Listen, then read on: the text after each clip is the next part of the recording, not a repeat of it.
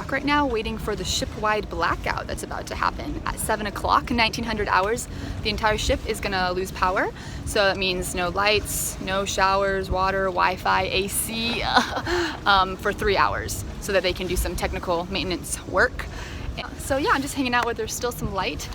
And my parents are actually flying back in tonight, so they're gonna fly back in and arrive on the ship in the middle of the blackout. So have fun, Mom and Dad, welcome back.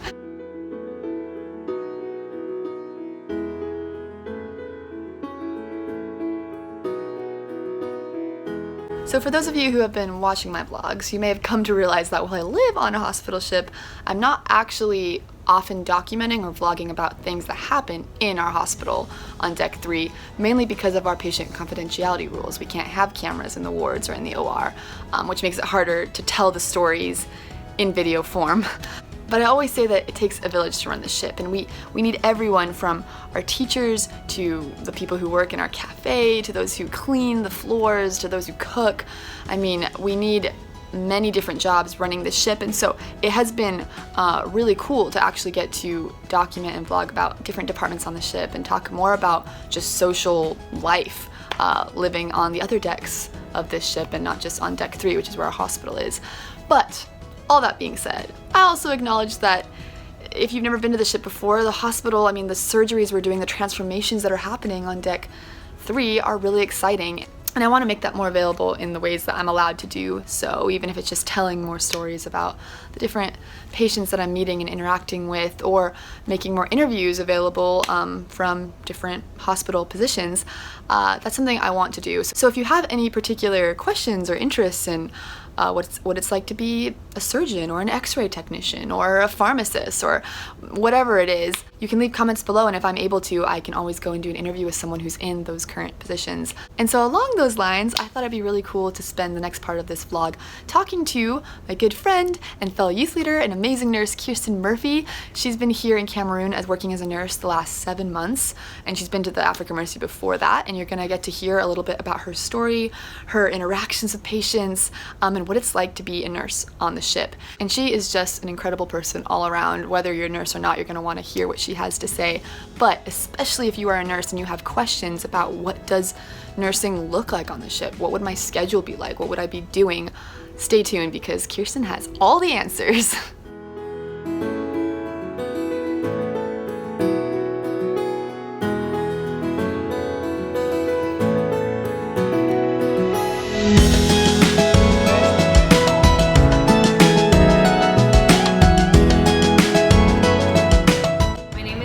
Murphy, and this is my 3rd time on the ship as a nurse. I first started in 2015 during the Madagascar field service as a ward nurse, and then became a wound care nurse. So I stayed for 7 months in Madagascar, and then couldn't help myself, came back again for Benin, and back again this year for 7 months again in Cameroon, also as a wound care nurse and charge nurse.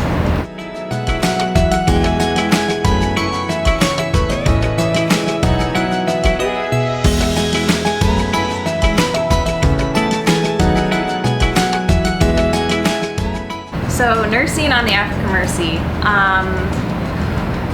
it's really hard, now that I've been here, it's really hard to kind of explain to someone who hasn't seen it. It's easier to experience than to explain, but I will try. There are 5 wards in the hospital, and we have specific surgical specialties that we operate in throughout the year, depending on surgeons' availability. So if you were to apply for the ward nurse position, you could expect to be admitting a patient the evening before surgery, educating them about their surgery in addition to what they've already had, the morning of, preparing them for surgery, receiving them back, just like normal nursing care. What's different is that you're nursing in a room of like 20 beds. Depending on the ward. Some have 20, some have 10, but everyone is in the same room, and that's normal for them culturally to live in close proximity, but I think that's one difference, that privacy is not maybe as valued here as it would be in a Western culture. So that's something that we still have curtains, and we still try to promote dignity and privacy, of course, but that's definitely something that's different. One thing to know, if you come as a nurse, you are going to work, they're about 8-hour shifts, so none of this 12-hour nonsense. It's a lot more sustainable that way to actually have shorter shifts so you can focus your energy and have time to be refreshed. You typically would work 4 to 5 shifts per week, alternating weekends, alternating shifts, days, evenings, nights.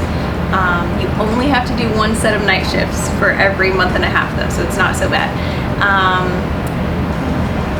Yes, so one thing that, I think one concept that I had of the shift that was wrong coming in is I expected to come and for it to be this relentless, non-stop surgery factory where we're just pumping out surgeries one after another, you know, fast and furious and quick and until 2 in the morning, but it's not that. It is sustainable and it's paced and it's in a way that allows patients to recover properly, because the context that we're doing surgery in doesn't have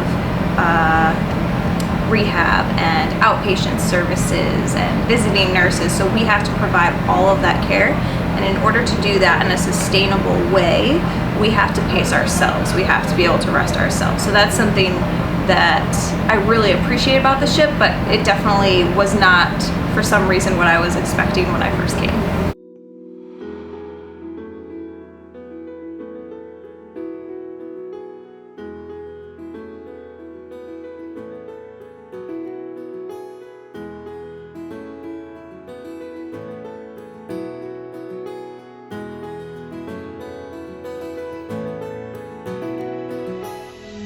I think my favorite thing about nursing on the ship is really just the patients.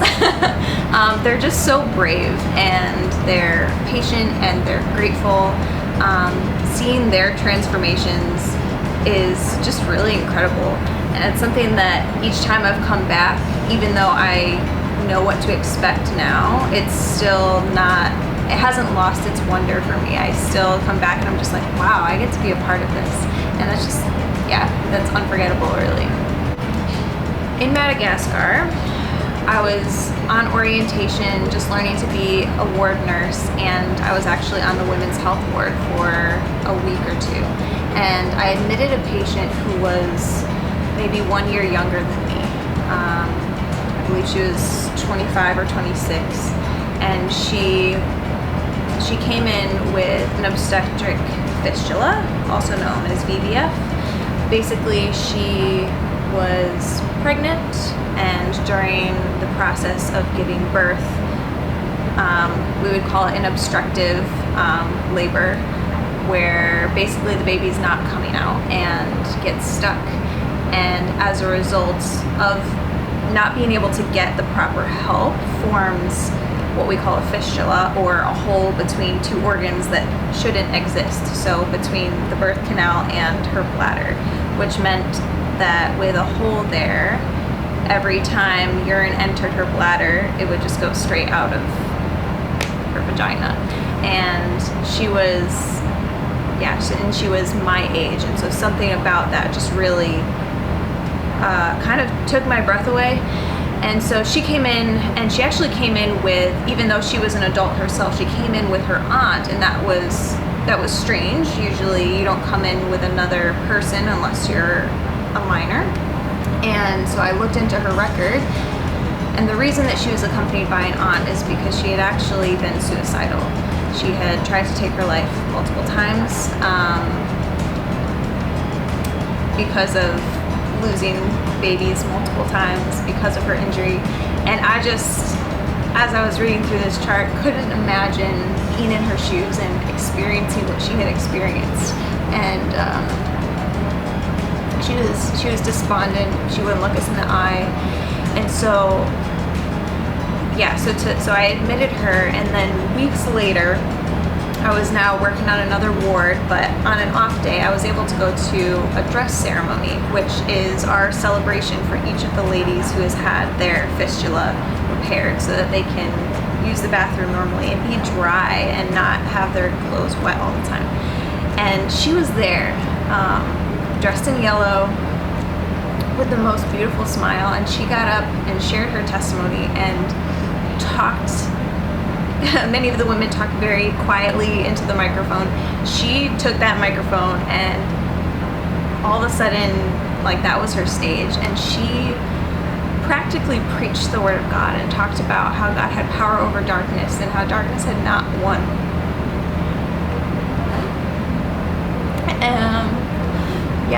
So that was the beginning of my experience with mercyships, and I've had so many more experiences like that, but having one that was so close to, she was a woman, she was my age, just picturing being in her shoes, knowing that I was not in her shoes, really just gave me this sense of like responsibility. Like, I have this skill, I have to do something with it, and now that I've seen, I can't look away, I can't become blind again. So that was one story that inspired me, just to see the physical and also the spiritual healing that happened for her.